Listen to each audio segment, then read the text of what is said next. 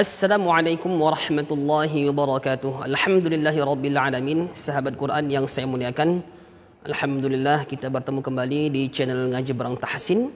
Pada pertemuan kali ini kita akan melanjutkan kajian tahsin kita masuk kepada surah Al-Kafirun. Namun sebelum kita lanjutkan kajian tahsin kita ini, jangan lupa untuk subscribe dan share video yang ada di channel kita ini agar channel ini semakin berkembang dan bermanfaat untuk sesama. A'udzu billahi minasy syaithanir rajim.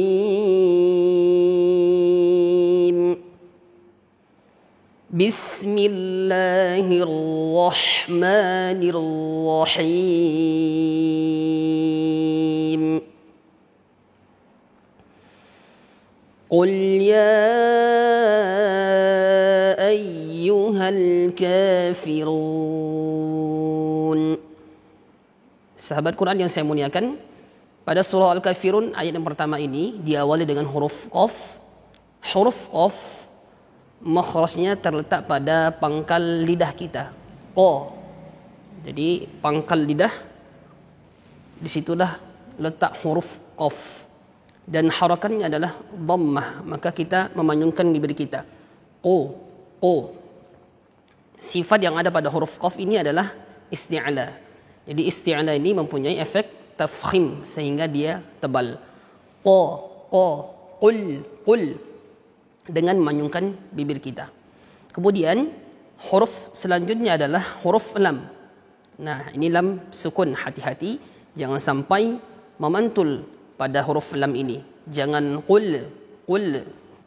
Kadang tanpa kita sadari mau lam ini memantul qul ya.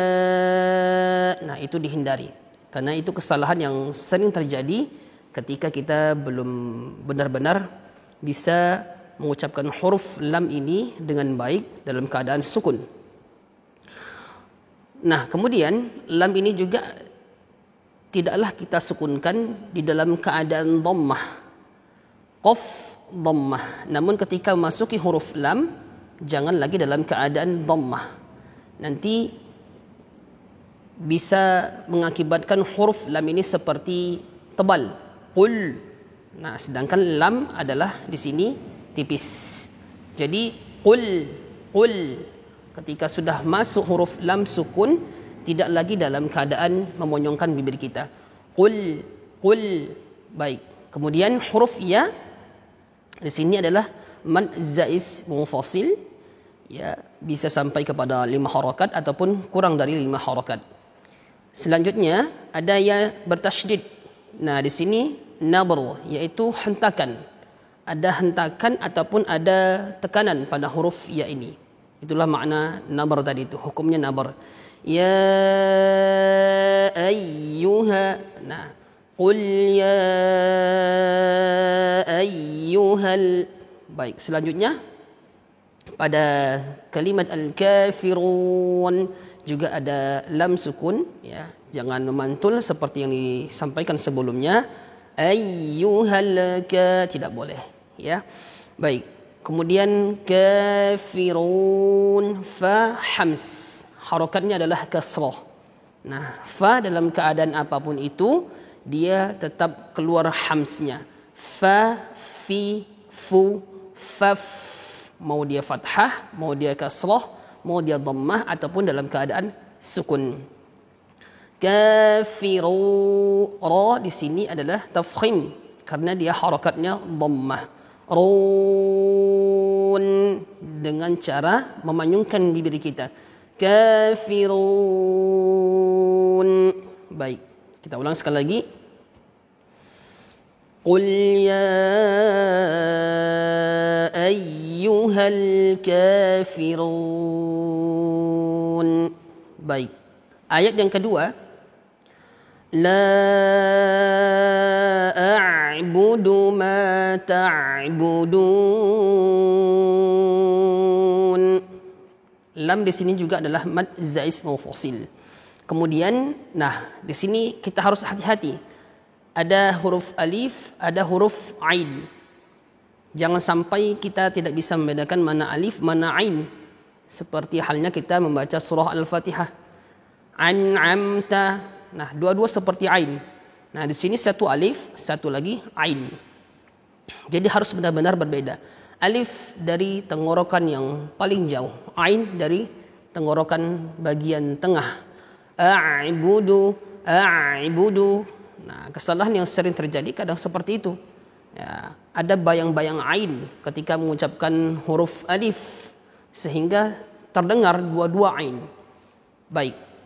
Kemudian ba dengan dal, ya, di sini sifatnya syiddah, tertahan di bibir kita. Kemudian huruf dal ujung lidah ke pangkal gigi seri atas dan harakatnya adalah dhammah.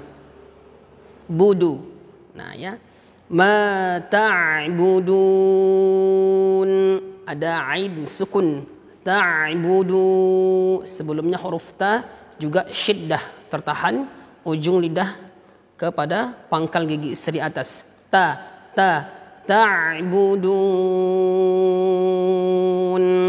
Nah, ba dengan dal di sini juga syiddah sebagaimana a'budu. Ta'budun. Nah, dengan memanyungkan bibir kita. Baik.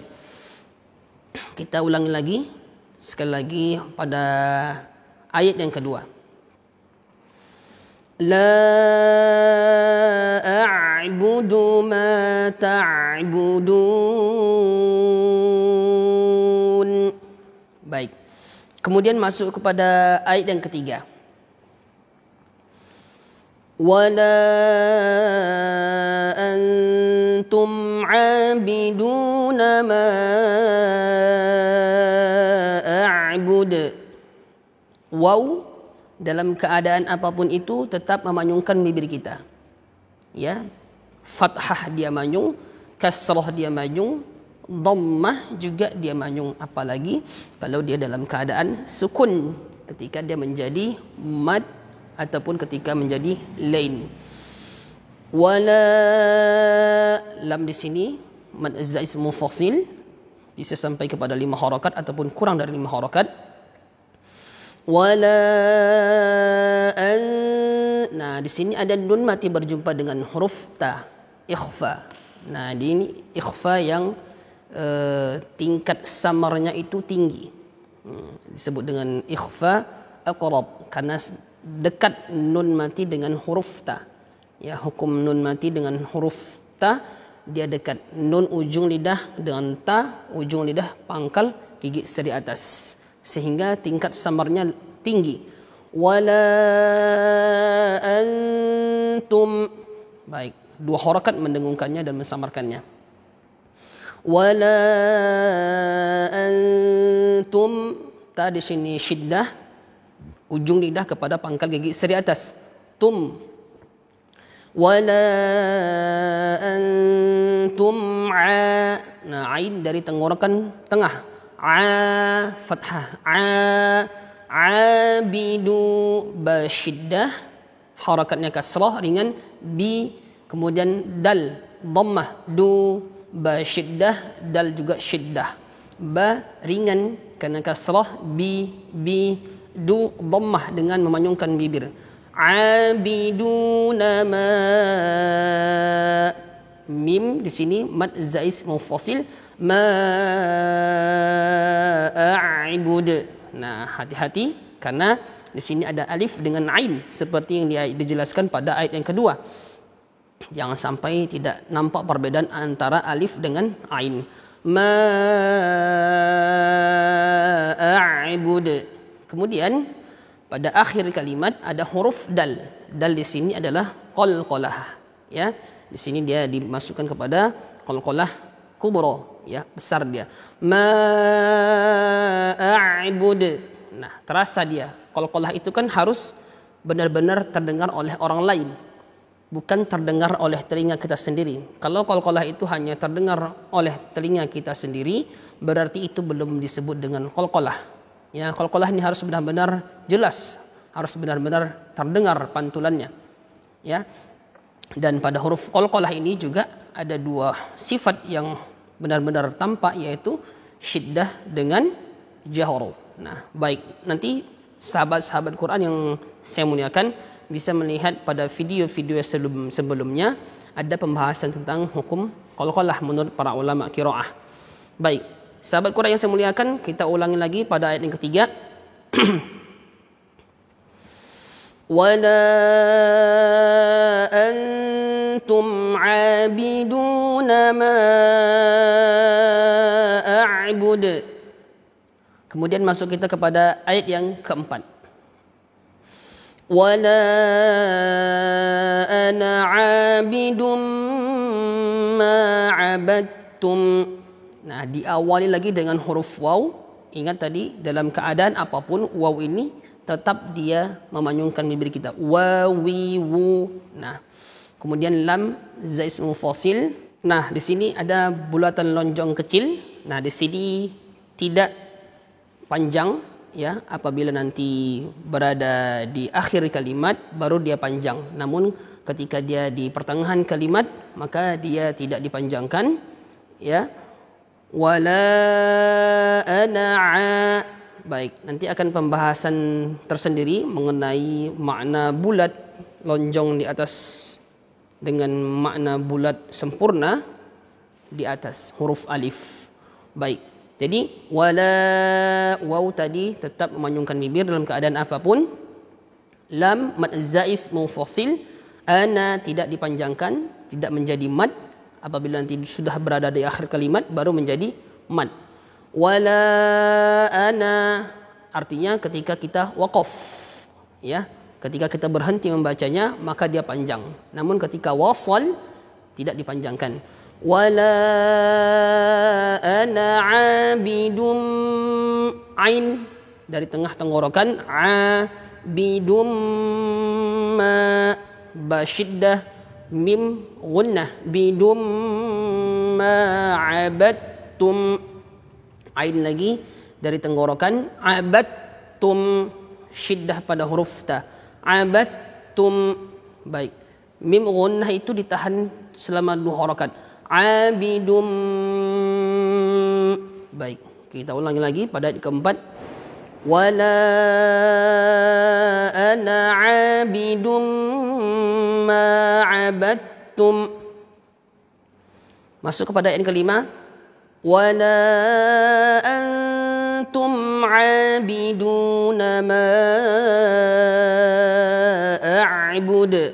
Nah, tetap diawal dengan huruf waw seperti tadi, ya. Dalam keadaan apapun waw ini tetap dia dalam keadaan monyong. Wala, lam di sini zais mufasil, antum ikhfa. Kemudian abiduna ma, dari tengah tenggorokan, abidun. Nah, ba syiddah, dal juga syiddah, dal dalam keadaan memonyongkan bibir kita, abiduna ma a'bud. Nah, hati-hati pada ain, ya, pada alif dengan ain tadi, jangan sampai tidak nampak perbedaannya. A'bud, a'bud, jelas alifnya, jelas ainnya. A'bud. Nah, qalqalah pada huruf dal. Kita ulangi lagi. Wala antum abiduna ma a'bud. Kemudian ayat yang terakhir pada ayat yang ke-6. Lakum dinukum waliyadin. Nah, lakum, mim di sini izhar syafawi, tidak didengungkan, tidak juga disamarkan. Lakum dinukum, di kasrah. Rahang bagian bawah ini agak menurun. Dinukum, dinukum, 2 harakat karena mad tabi'i ataupun asli. Nun dhammah, kaf dhammah, dinukum. Nah, mim juga di sini tidak dengung. Waliyadin, waw dia tetap dalam keadaan memonyongkan bibir. Waliyadin, da syiddah, ujung lidah tertahan pada pangkal gigi seri atas. Baik, kita ulangi sekali lagi, kemudian akan kita baca secara keseluruhan pada ayat pertama sampai pada ayat ke-6. Lakum dinukum waliyadin.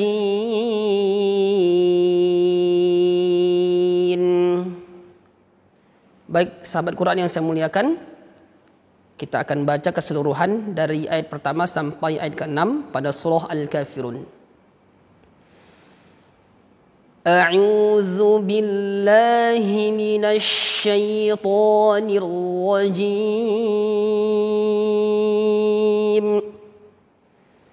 Bismillahirrahmanirrahim. Qul ya ayyuhal kafirun la a'budu ma ta'budun wa la antum 'abiduna ma a'budu ولا أنا عابد ما عبدتم ولا أنتم عابدون ما أعبد لكم دينكم ولي دين. Sadaqallahul azim. Sahabat Quran yang saya muliakan, demikian kajian tahsin kita pada kali ini pada surah Al-Kafirun. Nah, mengenai tadi tanda bulatan kecil di atas alif, baik yang lonjong maupun yang bulat oval. InsyaAllah setelah video ini akan kita buat penjelasannya secara khusus dan bagaimana cara membacanya ketika di pertengahan kalimat ataupun di akhir kalimat. Tadi sudah disampaikan pada ayat keempat, wala ana, dia tidak dipanjangkan karena kita wasal membacanya, tidak waqaf membacanya. Baik, demikian. Assalamualaikum warahmatullahi wabarakatuh.